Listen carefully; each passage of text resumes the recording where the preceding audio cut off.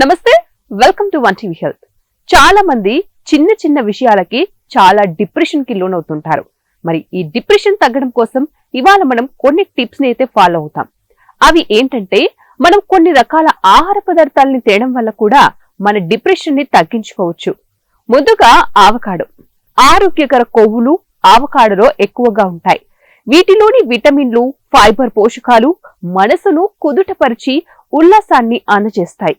అలాగే పుట్టగొడుగులు. జీర్ణశక్తి బాగుంటేనే మానసిక ఆరోగ్యం మెరుగ్గా ఉంటుంది. పేగుల్లో మంచి బ్యాక్టీరియాను ప్రోత్సహించి జీర్ణక్రియను మెరుగుపరచడంలో పుట్టగొడుగులు సహాయపడతాయి. తద్వారా డిప్రెషన్ కూడా తగ్గుతుంది.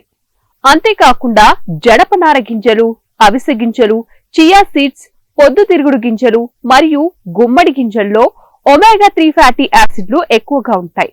ఇవి మెదడు యొక్క పనితీరును మెరుగుపరిచి డిప్రెషన్ ని దూరం చేస్తాయి. తర్వాత ఆకుకూరలు. రోగ నిరోధక శక్తిని పెంచడంలో ఆకుకూరలు చాలా బాగా సహాయపడతాయి. అలాగే గందరగోళాన్ని కూడా నివారిస్తాయి. తద్వారా డిప్రెషన్ నుంచి రక్షిస్తాయి. ఇంకా వాల్నట్స్. ఈ వాల్నట్స్ లో ఒమేగా 3 ఫ్యాటీ యాసిడ్లు అధికంగా లభిస్తాయి. ఇది మెదడు యొక్క పనితీరును కాపాడటంతో పాటు డిప్రెషన్ నుంచి ఉపశమనం కలిగిస్తుంది. ఇంకా ఉల్లిపాయలు.